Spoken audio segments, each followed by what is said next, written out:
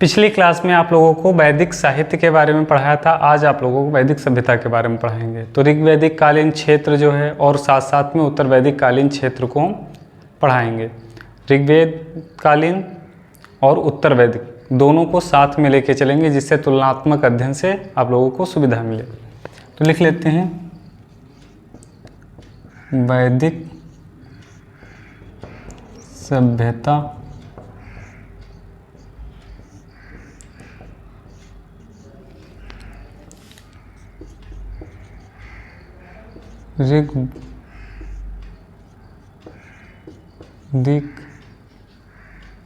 ऋग्वैदिक भौगोलिक क्षेत्र, भौगोलिक क्षेत्र। इधर लिख लेते हैं उत्तर वैदिक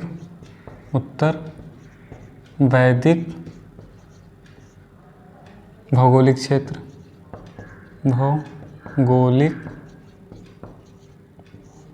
क्षेत्र।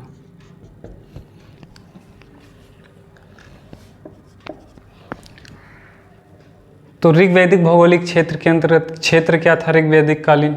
तो जो प्राचीन आर्य लोग थे वो सप्त सिंधु या सैंधो, सप्त सैंधो यानी 7 नदियों वाले क्षेत्र में रहते थे। जो आज के ये सिंधु उपवाह तंत्र आप कह सकते हैं, उस क्षेत्र में वो रहते थे यमुना तक। तो यह क्षेत्र कहाँ है? मुख्य रूप से दक्षिण एशिया के उत्तर पश्चिम क्षेत्र से लेकर, जो दक्षिण एशिया का है उसके उत्तर पश्चिम से लेकर यमुना नदी तक फैला हुआ था। तो अगर भारत का मैप ऐसे बनाया जाए,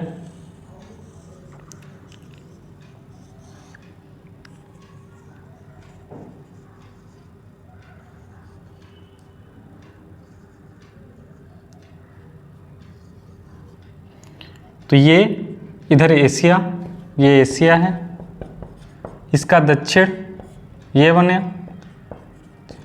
और पश्चिम ये, क्योंकि ये पश्चिम है तो ये दक्षिण पश्चिमी क्षेत्र हो गया। ये पूरा क्षेत्र तुम्हारा यहाँ पे दक्षिण एशिया का दक्षिण पश्चिम क्षेत्र हो गया। तो यहाँ पे और यहाँ पे आपकी यमुना नदी है।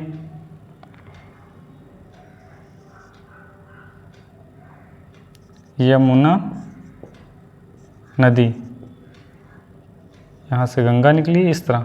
तो यहाँ का इतना जो क्षेत्र था ये आर्यों का मुख्य क्षेत्र था, यहाँ पर आर्य रहते थे। तो प्राचीन काल में लिख लेते हैं, प्राचीन काल में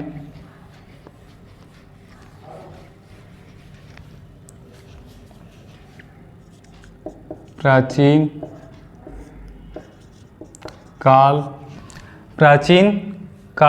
काल में आर्य सप्त सिंधु, आर्य सप्त सिंधु 7 नदियों 7 नदियों, सप्त सिंधु प्रदेश किसे कहते थे? 7 नदियों वाले क्षेत्र को सप्त सिंधु क्षेत्र में रहते थे। या ब्रैकेट में अगर न लिखो, सप्त सिंधु 7 नदियों वाले क्षेत्र में रहते थे। तो जो वैदिक कालीन लोग थे वो कहाँ रहते थे? दक्षिण एशिया के दक्षिण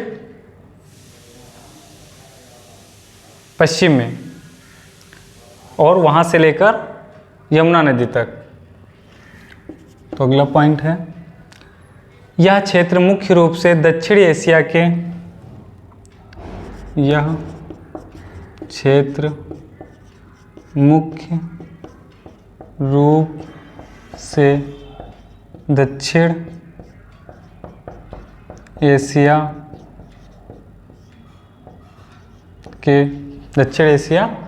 के उत्तर पश्चिम क्षेत्र से लेकर उत्तर पश्चिम क्षेत्र से लेकर, क्योंकि ये उत्तर का भाग था भारत के नक्शे में जो हमने बताया था, तो ऊपर उत्तर का भाग है, तो उत्तर पश्चिम से लेकर यमुना नदी यमुना नदी तक है, यमुना नदी तक फैला है, लिख लो, फैला है। तो प्राचीन काल में आर्य सप्त सिंधु 7 नदियों वाले क्षेत्र में रहते थे। यह क्षेत्र मुख्य रूप से, यार की जगह पर लिख सकते हो ऋग्वैदिक लोग, तो सप्त सिंधु 7 नदियों वाले क्षेत्र में रहते थे। यह क्षेत्र मुख्य रूप से दक्षिण एशिया के उत्तर पश्चिम क्षेत्र से लेकर यमुना नदी तक फैला था। नदियों में जो 7 नदियाँ कौन कौन सी हैं? 7 नदियाँ, 7 नदियाँ। तो पहली आपकी है सिंधु, फिर वितस्ता, सिंधु, वितस्ता, सॉरी दूसरा नंबर वितस्ता, सिंधु, वितस्ता। वितस्ता को झेलम को वितस्ता कहते थे ऋग्वैदिक काल में। तो झेलम, आज की जो झेलम है, झेलम, वितस्ता। तीसरा है, तीसरी नदियाँ है अस्किनी, अस्किनी,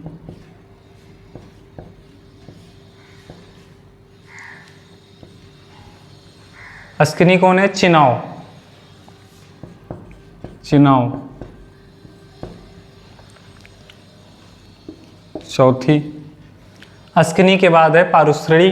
रावी को पारुश्रेणी कहा जाता था, पारुश्री, रावी। पांचवी विपाशा, व्यास को विपाशा कहा जाता था, विपाशा, व्यास। और ये नदियां हमने ज्योग्राफी में आप लोगों को पढ़ाया है।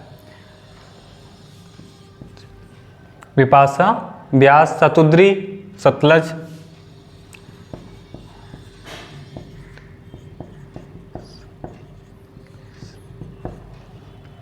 और 7वीं नदी आपकी सरस्वती।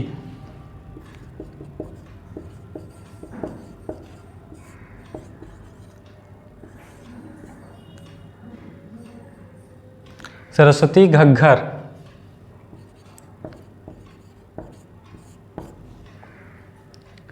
तो ये ऋग्वैदिक कालीन 7 नदियां जो थी सप्त सिंधु प्रदेश, तो उसकी जो नदियां थी उस क्षेत्र में, उनके बारे में। और अन्य भी नदियां हैं, तो ऋग्वैदिक कालीन अन्य नदियां देख लेते हैं।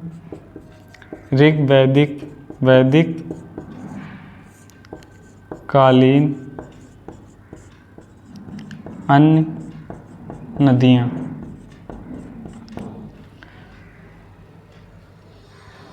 अन्य नदियों में है कुरुम, जिसे कुर्रम कहते हैं, कुरुम।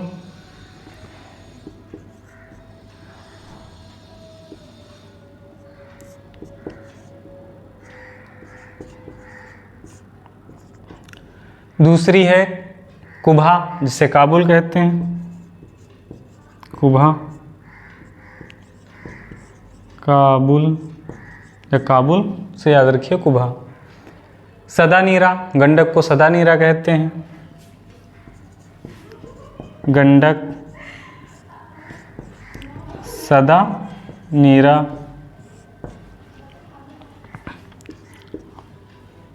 गंडक, सदानीरा। गोमती, गोमल, गोमती, गोमल। और सुवस्तु, स्वात।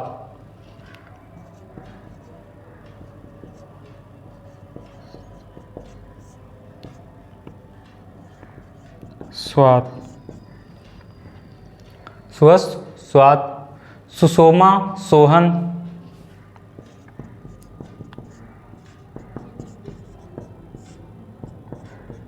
सोहन, सब ब्रैकेट में लिख लो इनको। सुषोमा, सोहन। और मरुद, वृद्धा। 7वीं है मरुद, वृद्धा।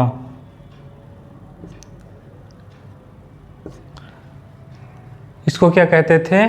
कमरू वर्मन। कमरू मन।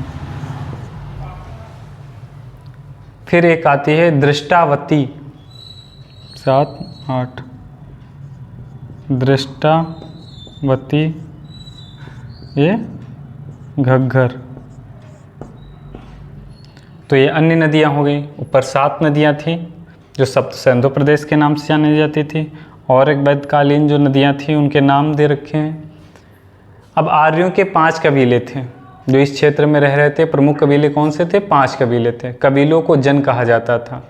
द्रेहु, अनु, तुर्वस, यदु, जिनको सम्मिलित रूप से पंचजन कहा जाता था, क्योंकि कबीले का मतलब जन, तो 5 थे तो पंचजन, ये प्रमुख कबीले थे। अन्य भी कबीले थे वहाँ पे, अन्य भी कबीले रह रहे होंगे, ये नहीं कि ये 5 ही सिर्फ थे, लेकिन प्रमुख जो थे उनकी बात की गई है।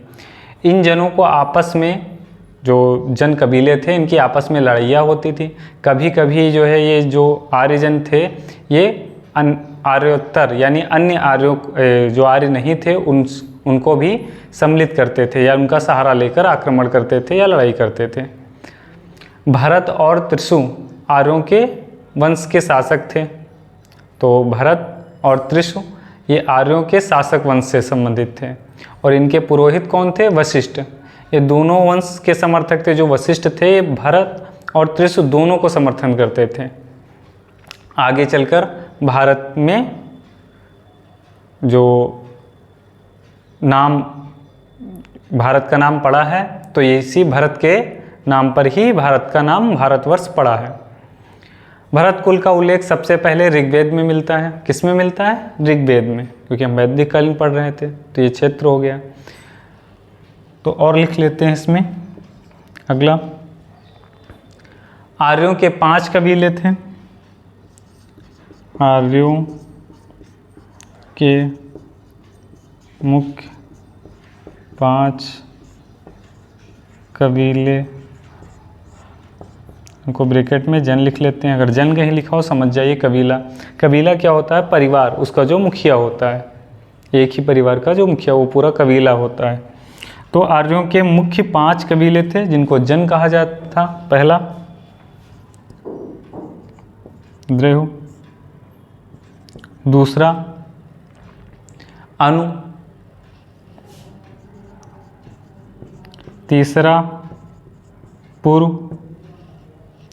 और चौथा अनु, द्रेहु, अनु, पुरु, तुर्वस, यदु। तुर्वस, यदु।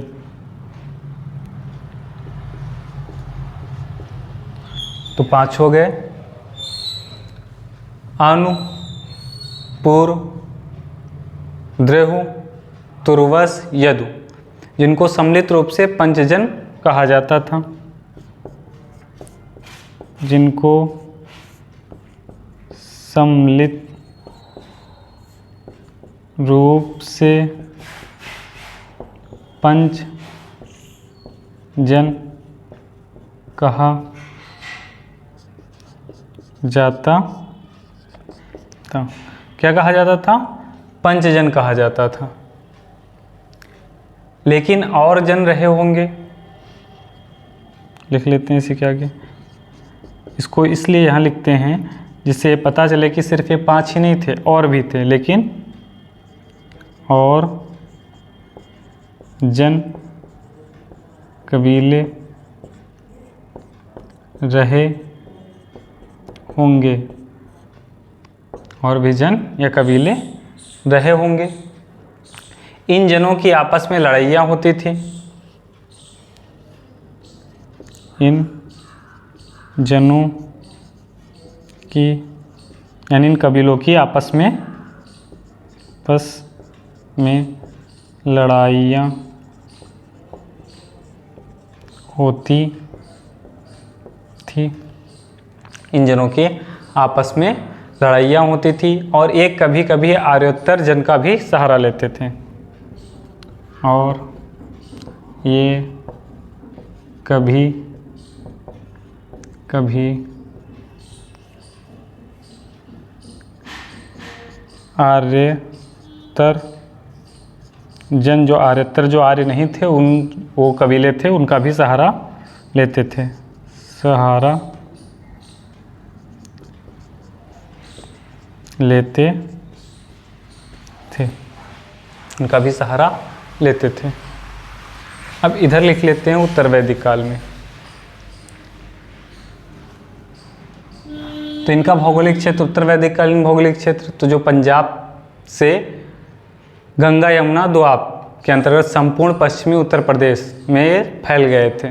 भाई ऋग वैदिक काल में वहीं तक थे, यमुना तक। अब उसके आगे भी वो फैल गए, आगे भी वो रहने लगे। प्रमुख कबीले में भरत और पुरु मिलकर कुरु हो जाते हैं। तो अभी आप आगे देखेंगे कि दो कबीले हमने अभी बताए थे ऋग वैदिक काल में, भरत और त्रिशु। फिर आगे एक कबीला आएगा पुरु। तो जब पुरु और भरत मिल जाएंगे तो आगे चल के उत्तर वैदिक में क्या बन जाएगा, कुरु बन जाएगा। तो लिख लेते हैं, पंजाब से आर्यजन, पंजाब से आर्यजन, पंजाब से आर्यजन गंगा यमुना दोआब के अंतर्गत,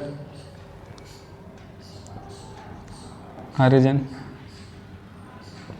गंगा यमुना दोआब, यानी दोआब का मतलब दो नदियों के बीच का स्थान। तो पंजाब से आर्यजन गंगा यमुना दोआब के अंतर्गत संपूर्ण,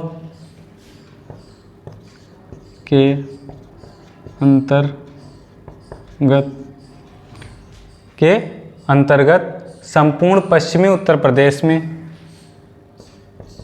संपूर्ण पश्चिमी उत्तर प्रदेश में, संपूर्ण पश्चिमी उत्तर प्रदेश में फैल गए।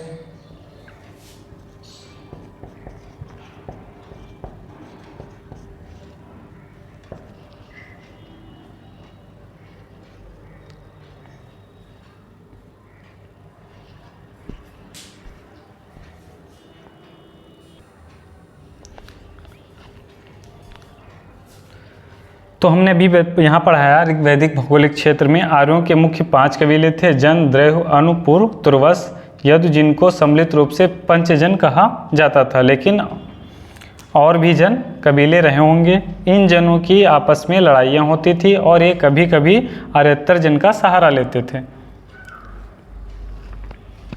थोड़ा यहाँ पे साफ करेंगे इसके आगे क्योंकि लिखना है।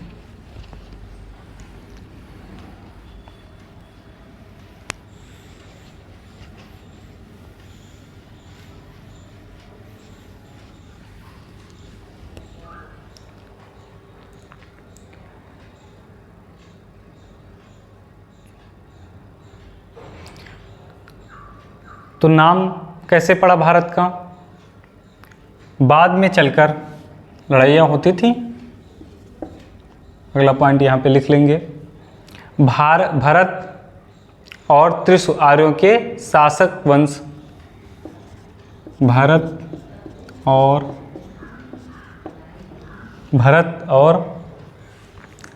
त्रिशु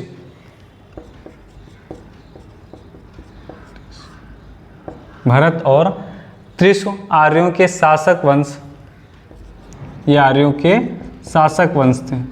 आर्यों के शासक जो शासन करते थे, वंश से संबंधित थे। भरत और त्रिशु शासक वंश से थे।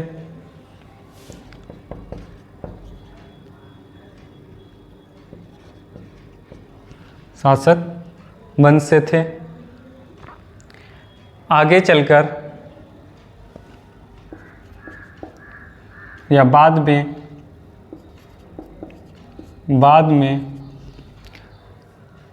भरत और त्रिशु आर्यों के शासक वंश थे और पुरोहित वशिष्ठ दोनों वंश के समर्थक थे। इसको बाद में लिखें। और पुरोहित दोनों कौन, भरत और त्रिशु, दोनों वंश के पुरोहित वशिष्ठ दोनों वंश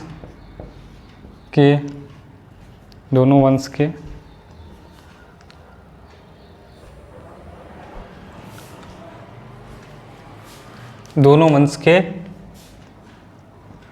पुरोहित वशिष्ठ दोनों वंश के समर्थक थे।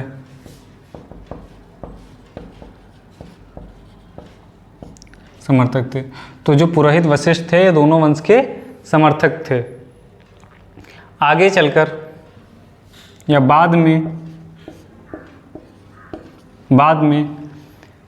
भरत कुल के नाम पर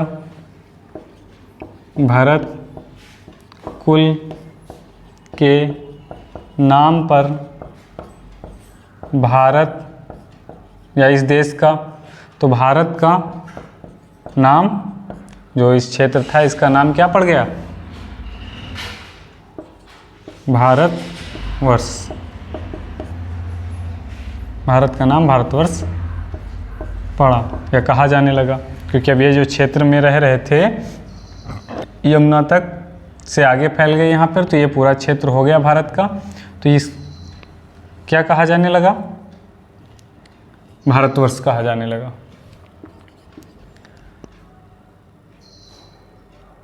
भारत कुल का नाम सबसे पहले किस में उल्लेख किया गया है? ऋग्वेद में। भारत कुल का उल्लेख सबसे पहले ऋग्वेद में मिलता है। कहाँ मिलता है? ऋग्वेद में। अगला है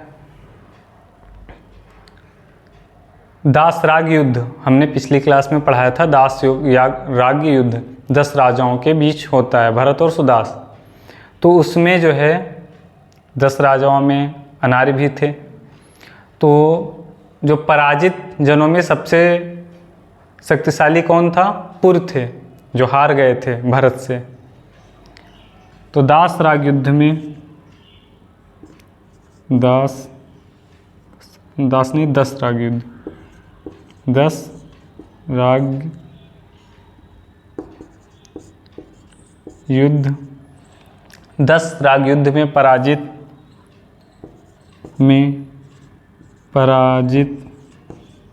10 राग युद्ध में पराजित जनों में पुरु सबसे महान थे। पुरु सबसे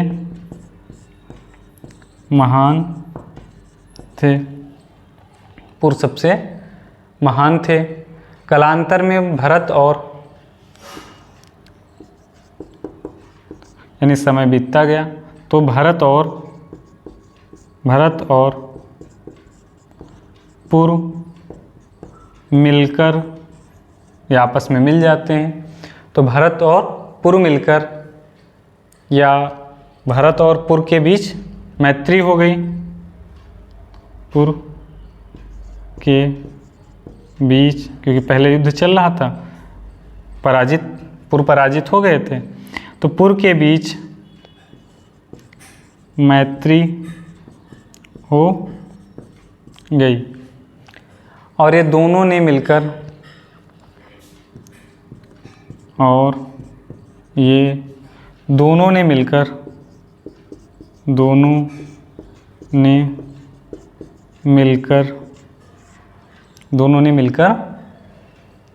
एक नया शासक कुल बनाया, जिसे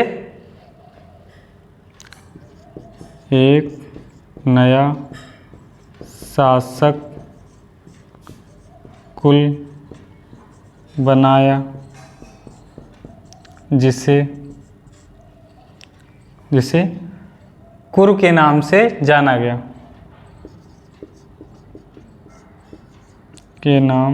कुरु के नाम से जाना गया। अब वो समय बीतते के साथ साथ वो क्षेत्र बढ़ता गया। वही यहाँ पे उत्तर वैदिक काल में पंजाब से आर्यजन गंगा यमुना दोआब के अंतर्गत संपूर्ण उत्तर प्रदेश में फैल गए।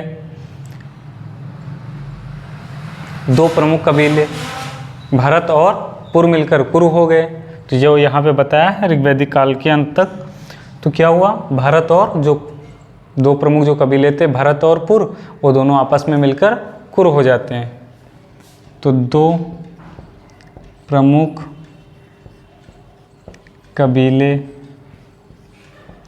भरत और पुर मिलकर कुरु हो गए। भाई ऋग्वैदिक कालीन के बाद ही तो उत्तर वैदिक काल शुरू होता है। तो जो वो दोनों प्रमुख कबीले बने थे, कुरु मिलकर बने थे, वही पंजाब से आर्य के, अभी जब इनका क्षेत्र भी बढ़ गया, अब वो दोनों आपस में कबीले भी मिल गए। आरंभ में वो लोग दोआब के ठीक छोर पर सरस्वती और दृष्टावती नदियों के प्रदेश में बसे। तो जब आरंभ में वो बसना स्टार्ट किए तो कहाँ बसे, सरस्वती और दृष्टावती नदियों के किनारे क्षेत्र में, जो दोआब उनका बीच का क्षेत्र है उसके किनारे बसे जाके। तो आरंभ में कौन कुरु, आरंभ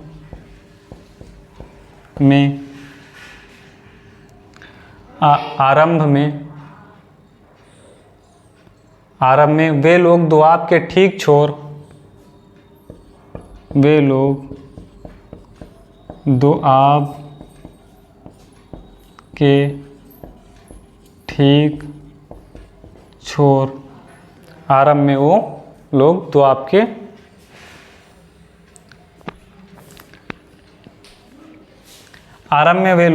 के ठीक छोर जो किनारा था सरस्वती और दृष्टावती नदियों के प्रदेश में बसे। सरस्वती और ठीक छोर, सरस्वती और दृष्टावती नदियों के प्रदेश में बसे।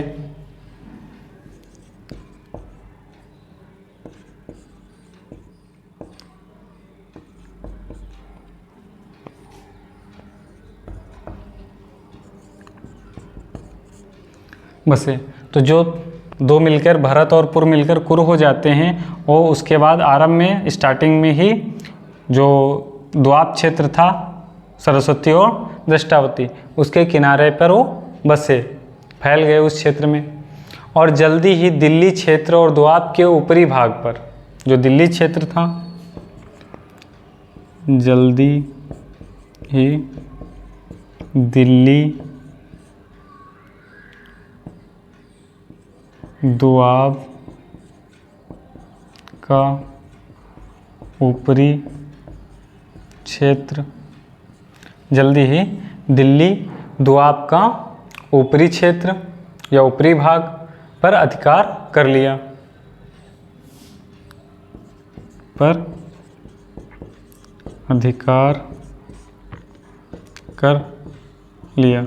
एक प्रकार से आगे जीतते जा रहे थे, आपस में मिलकर और आगे बढ़ते जा रहे थे और अपना क्षेत्र का विस्तार कर रहे थे। अब अभी तक ऊपर ही थे दृष्टावती नदियों, अब दिल्ली तक वो पहुंच गए और उसके ऊपरी दोआब जो क्षेत्र था उस पर अधिकार कर लिया। कुरु क्षेत्र का नाम, अब ये क्या हुआ, ये क्षेत्र कुरु के या कुरुक्षेत्र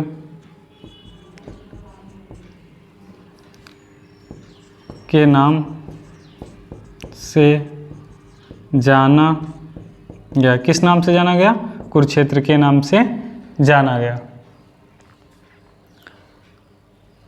कुरु धीरे धीरे पांचालों के साथ मिलकर, अब ये किससे मिलते हैं, पांचालों के साथ मिलकर दोआब के मध्य भाग पर अधिकार कर लेते हैं। जो दोआब क्षेत्र था उसके मध्य भाग पर अधिकार कर लेते हैं, और इस प्रकार दिल्ली क्षेत्र दोआब के ऊपरी भाग और मध्य भागों तक के इनका क्षेत्र विस्तार हो जाता है। कुरु धीरे धीरे पंचालों के साथ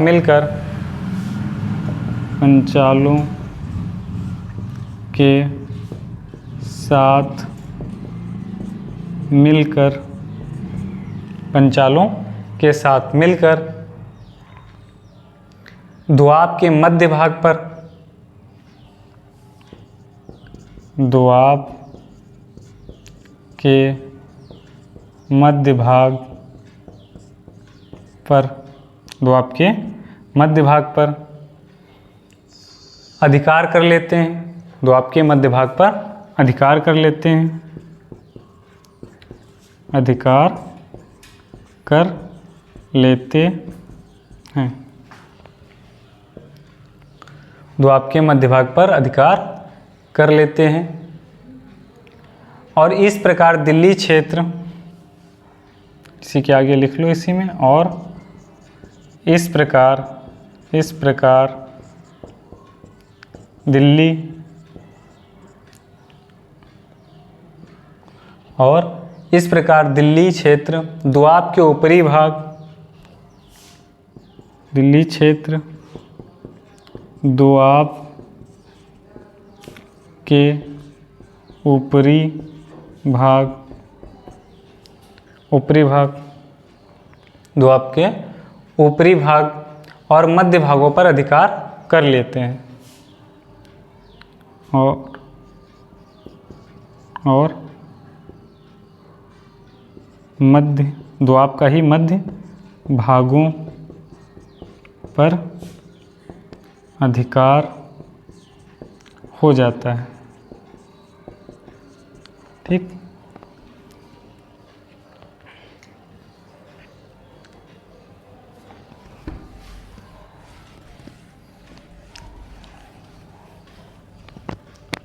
मैप से देख लेंगे।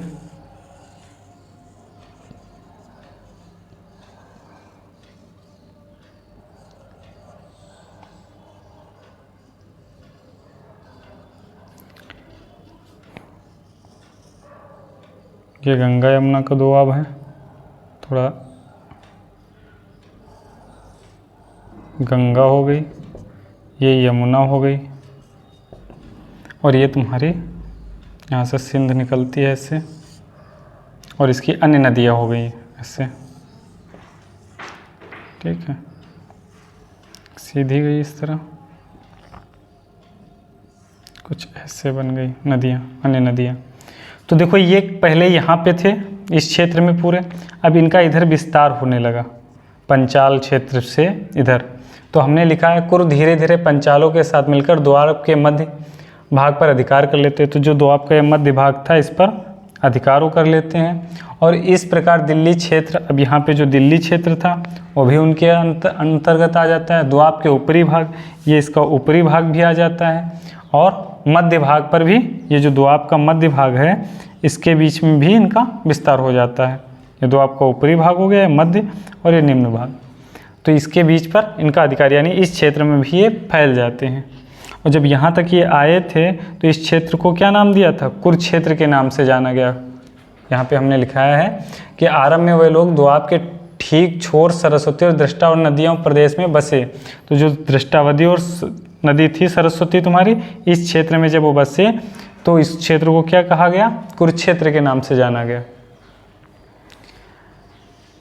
इन्होंने हस्तिनापुर को, अब जब इस क्षेत्र में फैल गए तो इन्होंने राजधानी किसको बनाई? तो इन्होंने हस्तिनापुर को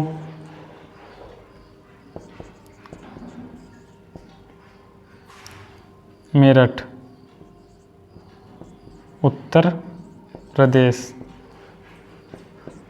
हस्तिनापुर को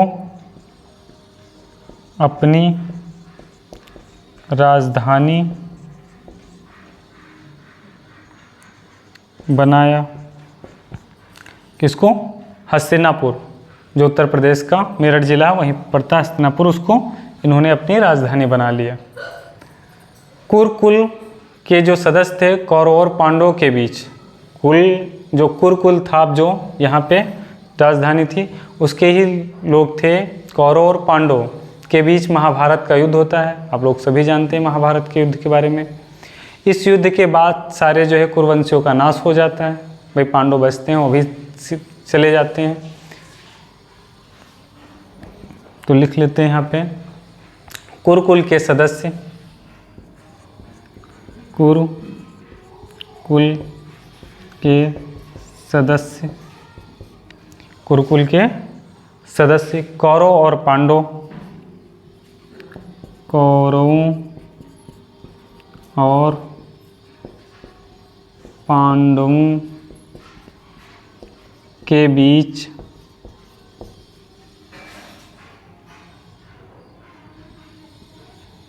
युद्ध के बीच महाभारत का युद्ध होता है। महाभारत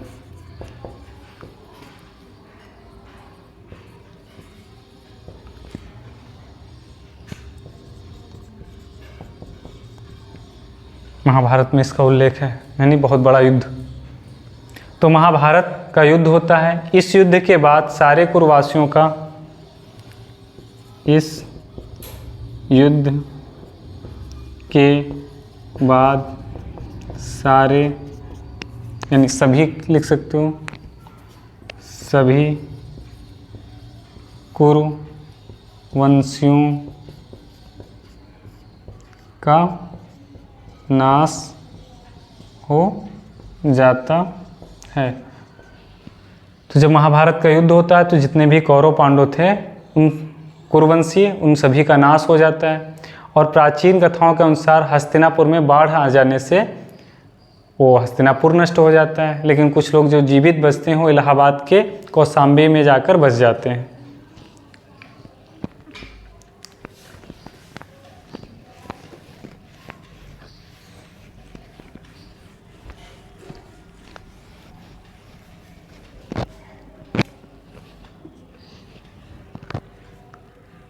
प्राचीन कथाओं के अनुसार, प्राचीन कथाओं के अनुसार हस्तिनापुर, प्राचीन कथाओं के अनुसार हस्तिनापुर बाढ़ में बह गया, बाढ़ में बह गया। ये उत्तर वैदिक कालीन के आगे क्या है। प्राचीन कथाओं के अनुसार हस्तिनापुर बाढ़ में बह गया। एक राजा थे हस्ती, उन्हीं के नाम पर हस्तिनापुर उस क्षेत्र का नाम पड़ा था, जो बह गया। और जो कुरुवंश से जो जीवित रह गए वो इलाहाबाद के पास कौशाम्बी में जाकर बस गए। और कुरुवंश से जो जीवित लोग बचे वो इलाहाबाद या प्रयागराज, कौशाम्बी, आबाद कौशाम्बी, इलाहाबाद के पास कौशाम्बी में जाकर बस गए। के पास कौशाम्बी में जाकर बस गए। कहाँ जाकर बस गए? इलाहाबाद के पास कौशाम्बी में जाकर वो बस जाते हैं। उत्तर वैदिक काल का अंत होते होते, आगे लिख लेते हैं, उत्तर वैदिक काल का अंत होते होते, उत्तर वैदिक काल का अंत होते होते लगभग 600 ईसा पूर्व के आसपास, लगभग 600 ईसा पूर्व के आसपास, लगभग 600 ईसा पूर्व के आसपास वैदिक लोग द्वाप से पूर्वी उत्तर प्रदेश के कौशल और वैदिक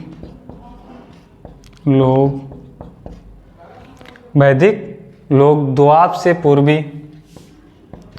द्वाप से पूर्वी उत्तर प्रदेश के कौशल और उत्तरी बिहार के विदेह में, कौशल और उत्तरी बिहार के विदेह में, उत्तरी बिहार के विदेह में जाकर रहने लगे, या में रहने लगे, जाकर या में रहने लगे ये क्षेत्र। ठीक है, ये जो लोग बच गए वो कहाँ रहने लगे? उत्तर प्रदेश के कौशल और उत्तरी बिहार क्षेत्र में वो रहने लगे जब उत्तर वैदिक काल समाप्त हो रहा था। तो यहाँ आज आप लोगों को पढ़ाया ऋग्वैदिक भौगोलिक क्षेत्र और उत्तर वैदिक भौगोलिक क्षेत्र, साथ साथ वो जन की जो है कहानी। अब अगले इनकी जो है आर्थिक सामाजिक जो थी चीज़ें उनके बारे में पढ़ाएंगे।